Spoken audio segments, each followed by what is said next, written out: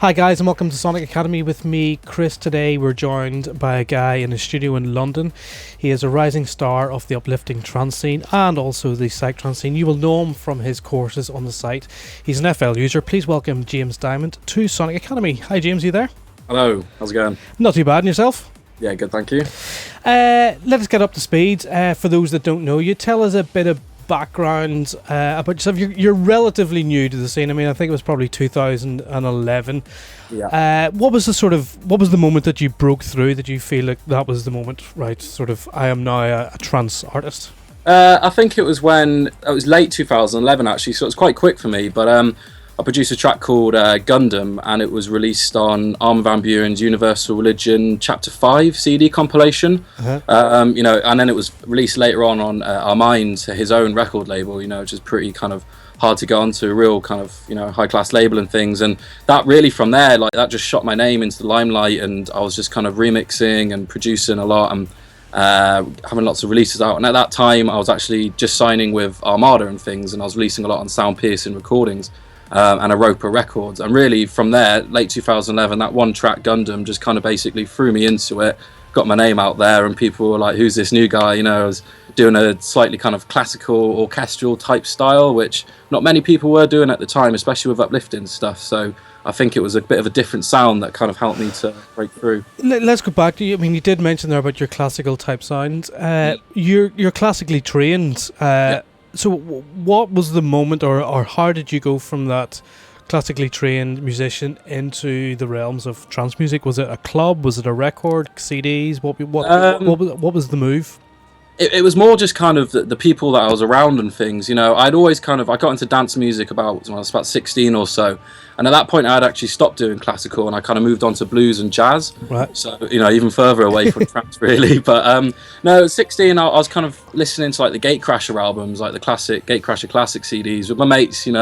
Didn't have any interest in DJing or really kind of production wise. But and then kind of just further went on to like music tech at school, and was trying to get into. I was doing a lot of kind of rock and kind of bluesy type stuff on Cubase and things like that. And then really it was then after when I went to uni that I met some people. I met one of my friends, and he kind of showed me FL Studio, and brought me from just kind of messing around really then into the realms of like actual music production. And so even though obviously I'd done a big classical background, but that was just the foundation to help me then kind of progress into the music production and trance.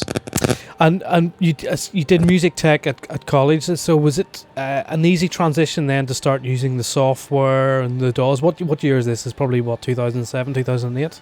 That's right, yeah, 2007 it was, yeah. And why FL Studio? What was the reason for it?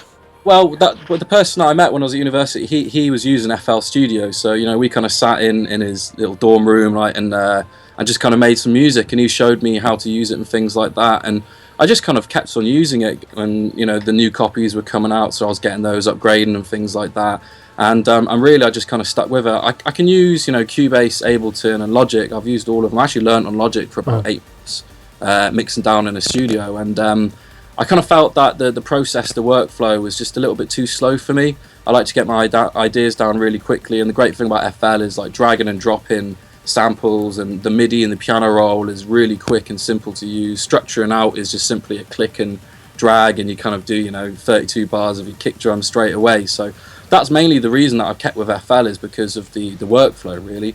The sound quality I can get out of it. I know people are kind of a little bit and ahhing about the sound quality, but I guess just over the years I've learned how to get the sound out of it, so I've got no problems with that. And was that a bit of a barrier? Because I mean, trance producers aren't known for using FL Studios. It's kind of more the dubsteppy guys and stuff. Trance is very much Cubase and indeed Logic and Ableton. So was it hard to learn, to get tutorials online and see to really get the essence of your sound on Fruity Loops? Not really, to be honest, because I've always looked at it that a DAW, they're all the same, to be honest, apart from the way that you actually produce the track. In terms of the mixer channel, there's nothing different. So for me it was all about the EQ and learning how to compress and different reverb and delay settings and things like that. And really, it doesn't matter, you know, which program you're using. It was all about the mixer channels and how to use that properly. So not really. So yeah, I might watch something on Logic, but then really, if it's about mixing down, it's about how to mix down, how to use the mixer channels and things. So yeah, it's kind of what EQ do you apply and what reverb settings and stuff. It doesn't really matter the process. Yeah. So going back to 2011, how do you go from that bedroom producer to getting your first record signed and released? What was the process? How did you sort of break out of that little small room and become sort of known? I actually started on YouTube, funny enough. So I was one of these people who I was completely unsigned and just making music for fun. I was uploading it to YouTube. I created a YouTube channel. I actually got, you know, a couple of thousand subscribers in a relatively short amount of time. I was working with kind of people who uploaded videos who had like tens of thousands, if not hundreds of thousands of subscribers. And I put music on their channels and uploaded it to my own, got a good following and things like that. And actually had, you know, record labels interested coming to me because of it. So my very first release, me and another girl who I worked on with this video, uploaded it to her channel, got, you know, crazy amount of views. A record label actually then approached me and said, we really love this track, is it available to sign? And I was like, yeah, sure, there you go, you know, let's do it. And that was my very first track. So a bit of a random start, but it was kind of, you know, when YouTube was coming through with like a platform to be able to, you know, take advantage of. And then from there, I was just like, okay, well, this is it, you know, this is first track signed, let's go at this, you know, as hard as I can. And I was just learning how to produce even better and, you know, making music all the time. I was making, you know, a couple of tracks a week, but not really finishing them, you know, just trying to get my skills to be even better and, you know, up in the game really. And then I just started signing with slightly smaller labels, so ones like Defcon Recordings and I think it was Digital Incomings or Digital Impact. Can't actually remember the name now. Yeah. So long ago. But yeah, I started signing with them, and then I was getting my name out there. I was doing loads of remixes, and then, like I say before, I sent some tracks to Armada. They were like, "Yep, love it." Sent 4 tracks, and they signed them all straight away. Sent Gundam, and then they released that, and that was all within. My first release was in April 2011, and then the release on Armada was September 2011. So it was a very, very quick transition from bedroom producer to, you know, getting my name out there and moving upwards. And you've been really prolific since, you know, going through you on Spotify and SoundCloud. There is a huge amount of work there. Is that something that you work really hard at doing, or has it come very naturally to you? Are you one of these guys that can do a track in a few days and just, you know, keep that conveyor belt going, or does it actually just take a long time, but you just put in loads and loads of hours? I mean, I do find it quite easy, to be honest. Not to kind of do my own horn or anything, but, you know, I think my best tracks are being made in the least amount of time. So, for example, that track Gundam, I made that in 6 hours, you know, and that was kind of my breakthrough track almost. I kind of look at it as if I'm working on it more than, say, 16 to 20 hours. If it's more than that, then I just think that's too much, you know. It's like I almost think that if you're struggling to get the sound you want or to finish the track, then the track's probably not working, you know. Maybe start again on something fresh. I always like to start with a melody, so I've always got the exact direction, especially with uplifting trance, you know, it's all about the big riffs and things. So I've always got that kind of direction of where I want to go. Because I work so much in music, the kick and the bass line percussion, it all kind of happens relatively quickly. Within an hour, I've got my kick and my bass and most of my percussion down, and then, you know, maybe 4 hours in, I'm up to the breakdown, and all my ideas are kind of there and done. So yeah, a very, very quick process. But I always, you know, there's never a lack of quality, or at least I hope there's not. You know? I mean, that sounds hateful to me, because it takes me about a week to get even the kick and bass line going. Do you have a template that you just call up and you sort of your core sounds are there, or what other, you know, is it start from scratch every time?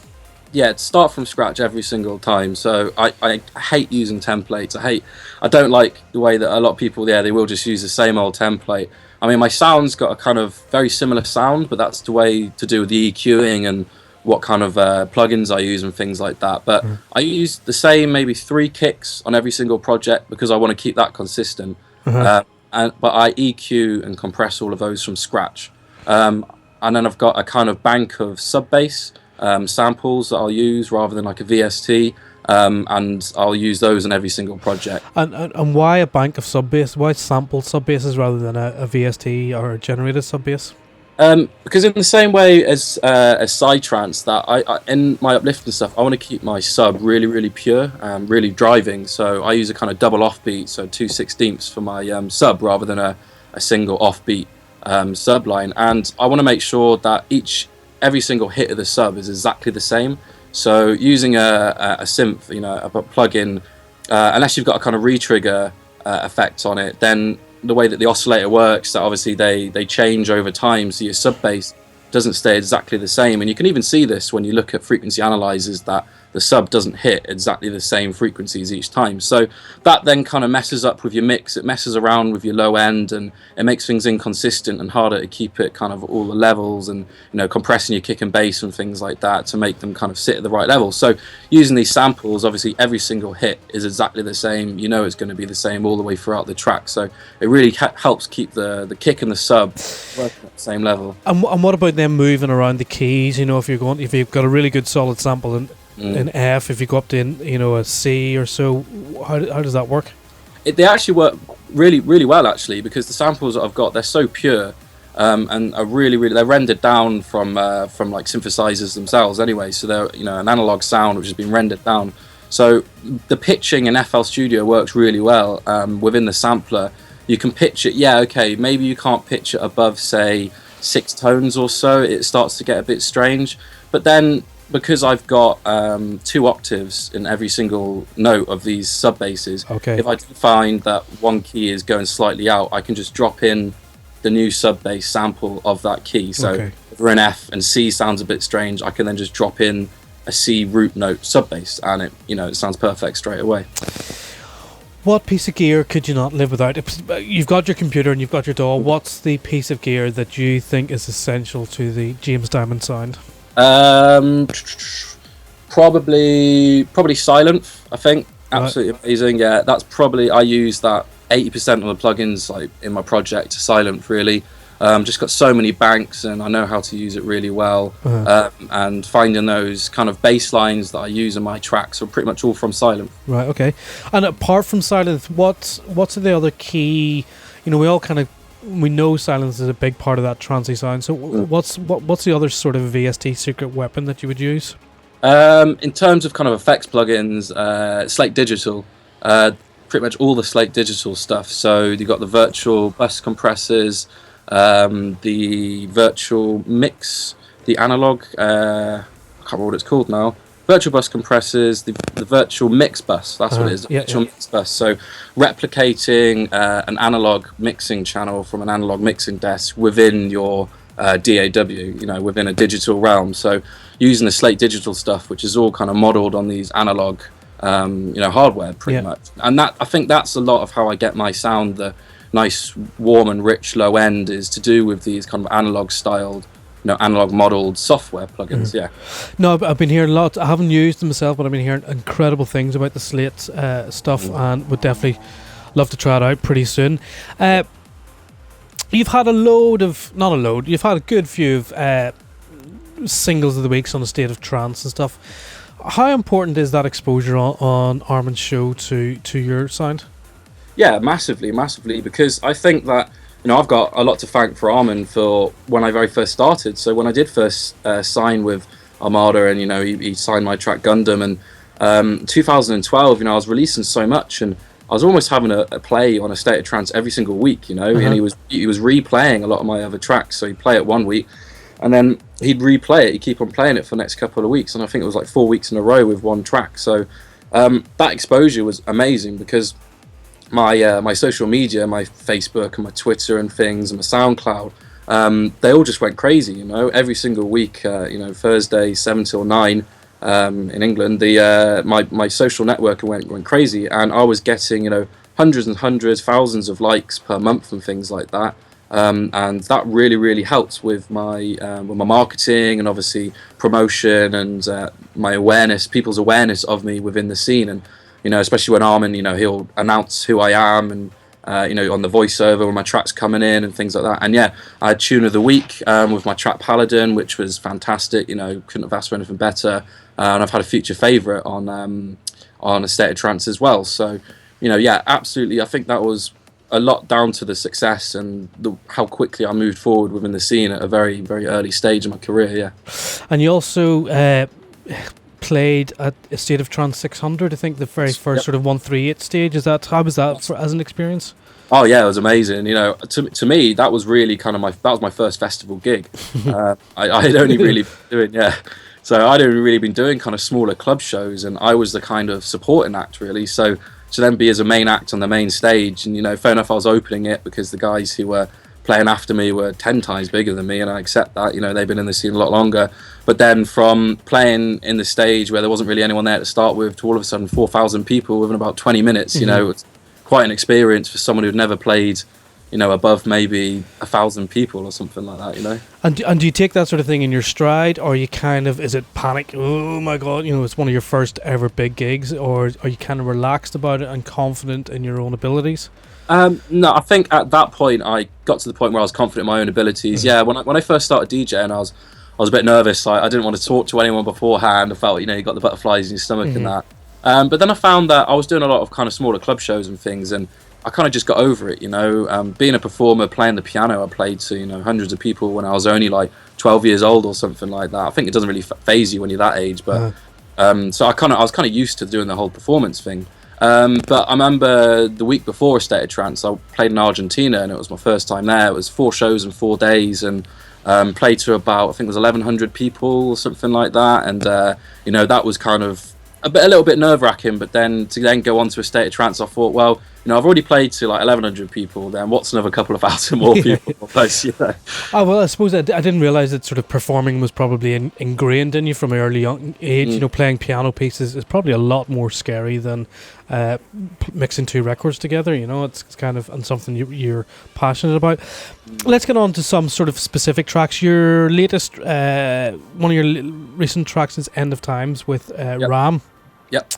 It's very clearly got the classical influence. Is that something you like exploring in your writing and in your productions?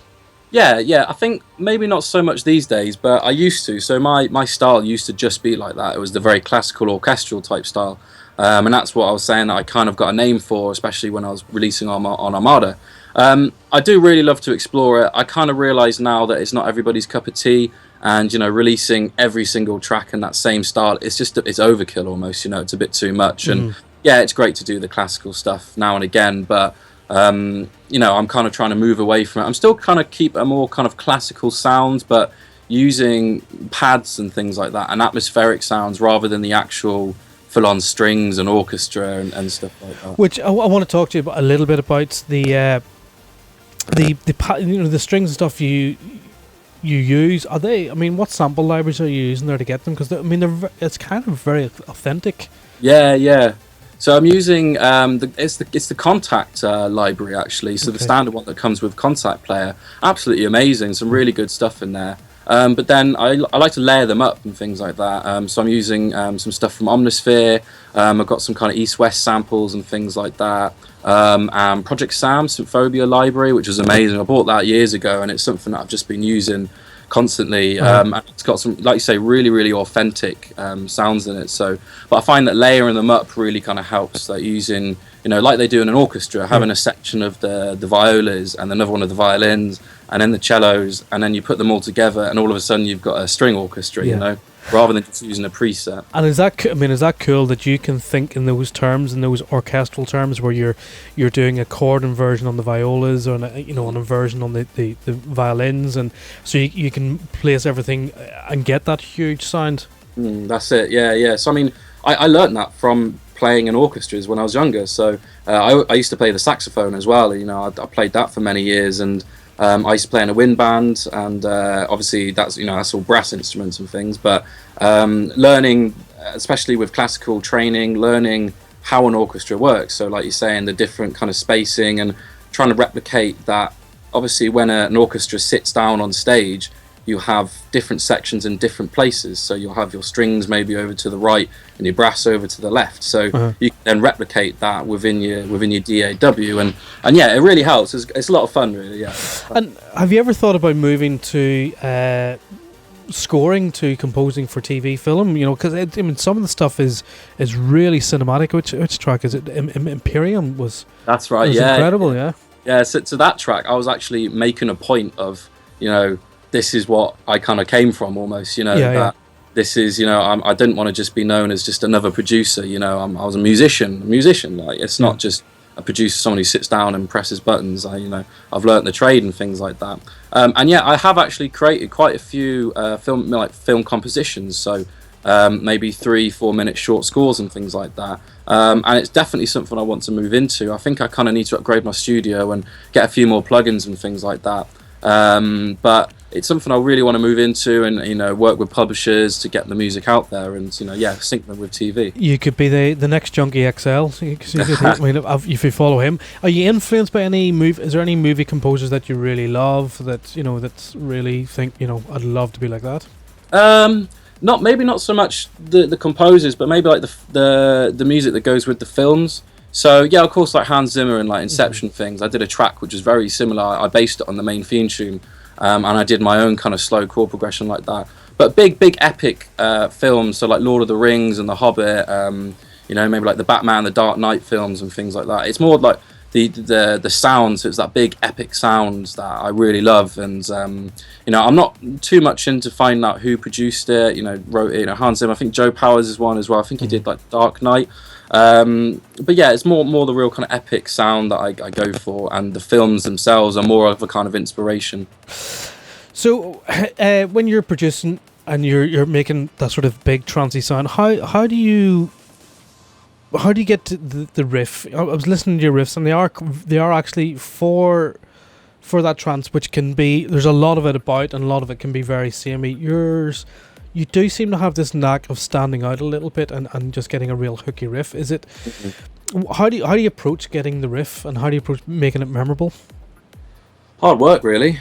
That's the point that probably takes almost the longest in the whole kind of production process for me, because, like you say, I want all my melodies to stand out, and, you know, I'll go for days and days trying to write a melody, and absolutely nothing comes out. And then there'll be one day, 5 minutes, and I've got a melody, you know, and it's like, you know, the winning melody. But I never settle on something that I don't think would work well in the club. To be honest, my music, I always think what would work well in the club, not just kind of what works well at home or what will kind of sell the best, you know. So I'm always really kind of striving to create the best melodies that I can. And like you say, that there's so many kind of just mediocre and pretty rubbish kind of tracks out there that just follow the same kind of template and the same standard riff, and it really bores me, to be honest. And that's why I always kind of make sure that what I'm releasing, if it bores me, well, I'm not going to do it. You know, I'm just going to stop. You know, unless I really, really like it, then I'll continue with it. What would you suggest is the future of that 1/3 trance sound, that sort of uplifting trance sound? You know, is it stagnating a little bit, or is it? Do you see a future in 2 years' time where it's changing? I noticed with you, you're starting to stray into psych trance territories and stuff, and that's kind of an interesting mix. Yeah, so you're right. I think it is getting a little bit stale. I mean, I know over the last couple of years it's got a bit samey, and it kind of went downhill a little bit. It's coming back up again because there's so many great new producers. I think it's gearing more towards the kind of tech and psytrance side. So the intros have got real kind of techie inside grooves, but then you've got the nice uplifting breakdowns. There's some guys like Sam Jones who are doing great stuff in the scene, that he's having these crazy driving tech trance, psytrance intros, big uplifting breakdown, and then just smashing it into some crazy old hard trance mixed with like psytrance and tech trance kind of drops, just no melody, you know, loads of weird sound effects like what the old kind of Simon Patterson used to do. So I think maybe it's kind of merging multiple styles of trance to kind of create maybe this new style. I'm not sure. It'd be very interesting to see where the uplifting scene goes. And where is the uplifting scene working at the moment? Is it is it in Asia it's still working, or I know South America is just absolutely crazy for it? What about Europe, and what pockets around the world does it really resonate? Yeah, I mean, I think UK has obviously got a massive following because a lot of the biggest uplifting producers are from the UK, and I think we've got a really kind of great set of producers who are doing a lot of great stuff. Yeah, I mean, I think it's all over, to be honest. Australia's picking up a lot. I've been out there, I think 4 or 5 times now in the last few years, and they've got the big Stereosonic kind of events there and putting on the trance stages and things like that. Like you say, South America has been going strong, and I go out there every year, and it's really great. America's obviously picking up quite a lot now. I know that they kind of their first kind of experience of dance music was the more kind of commercial stuff, but the trance scene is picking up there. I've played there a good few times over the last couple of years, and the recent Dream State Festival that they had, which was trance only. Yeah. And I think it was the first only trance festival in America, in North America or something like that. I'm not too sure, but it was like 4,000, 5,000 people, and it looked absolutely fantastic. So America's really bringing it up. Yeah. And what's the future hold for you? What's the next projects that you've got going? We were talking off air. You have a vocal trance. I don't know how much you can say about it. You can tell me how much we can say about it. It's just been recently signed, so tell us about that. So basically, it's my very first vocal trance original. I've never really done one before. I've done vocal remixes and things like that. And basically, it was a singer-songwriter who worked with Lange on Drifting Away, one of the old classic tracks. Yeah. And she had written a top line and gotten another singer called Neve White to sing it. And they sent me the demo, the top line, just the vocals with some piano chords underneath. I heard it, and instantly I was like, that's my style, Yeah. A big kind of track that I really loved was Alex Morph and Angel's Love with Sylvia Tosun as the singer. And she's got a very operatic type voice, and that had a very kind of classical-esque type breakdown. And I always wanted to do something like that, especially with my sound. I wanted to do something with vocals which had that kind of classical type sound. And I heard it, and I was like, yeah, perfect, let's go for it. We worked really, really hard on this. Like I was saying before, I worked maybe 16 to 20 hours, and that was just right for that track. Worked very hard, sending it back and forwards. There was actually 4 of us involved in producing and getting this track perfect. So really, really loved it. And then I sent it along to Ali and Fila at Future Sound of Egypt, and they signed it the next day. So for my first vocal track by myself, then I was really, really pleased with that. When can we expect that to drop? Not sure, really. Maybe a couple of months' time. And what then? What's after that? Are you looking to do psych trance? Are you looking to do albums, touring? What's the plan for 2016? In terms of music, just working on a lot more originals, really. I've got one remix of Matt Surf and Raneem featuring Rania. It's called Together One. That was released on Monster Tunes a couple of years ago, and it's a real nice vocal track, so I've just been asked to remix that. Looking forward to do that. Me and Alex Morph, we're working on a collab at the moment, so that should be really cool. That's kind of his uplifting style is very similar to mine, and his style was a big inspiration for me anyway. So really great to be working with him. What else have we got going on? Just kind of working on some solo originals, trying to work more with Future Sound of Egypt. In terms of gig wise, working with Future Sound really more exclusively, and I'll be a part of the 450 tours next year, and most likely some of the club nights that they're doing around the world, which is really cool. Got tour going over to Australia again, so I usually do Australia maybe twice a year, so going over there to do a tour for 2 weeks. We haven't actually booked that in yet, but it's definitely happening over maybe the first or second quarter of next year. Got dates in America coming up, in Europe, South America should be going back to, so pretty busy on the tour front. And of course you've also got a course coming up on Sonic Academy. That's right. Tell us a little bit about that. So basically this is my other style that I really love is psytrance. So obviously I did the uplifting course for you guys, and then you came back and asked me about psytrance, and I've released kind of some very techie type stuff, but this is just a full progressive psy is what I would call it. It's kind of in the style of Asterix, maybe Vinny Vici, the Ace Ventura, the guys who are really kind of pioneering that sound at the moment. I absolutely love it. I love creating psy. I think it's even more fun than uplifting because you can find all these weird and wonderful sounds and put them together, and I think that there's no holds bars. With uplifting you've got to maybe kind of keep it within a certain kind of style with and use certain sounds, but with with psytrance, it's just do whatever the hell you want and see what comes out, pretty much. Well, we're looking forward to getting that into your inboxes and getting it ready for the guys here at the Sonic Academy. Hopefully, should be by the end of the year. We should be getting it out. Yeah. Yeah. So if we stop talking to James and let him get back to to finishing the course. Yeah, we had a bit of a psych trance course from Activa last year, which I named, and it was kind of that progressive psych, and I called it psych trance. And loads of people on YouTube are going, "No, this isn't psych trance," and I just get fed up with people being so strict with genres. You know, it's blame Beatport for changing everything and screwing it all up.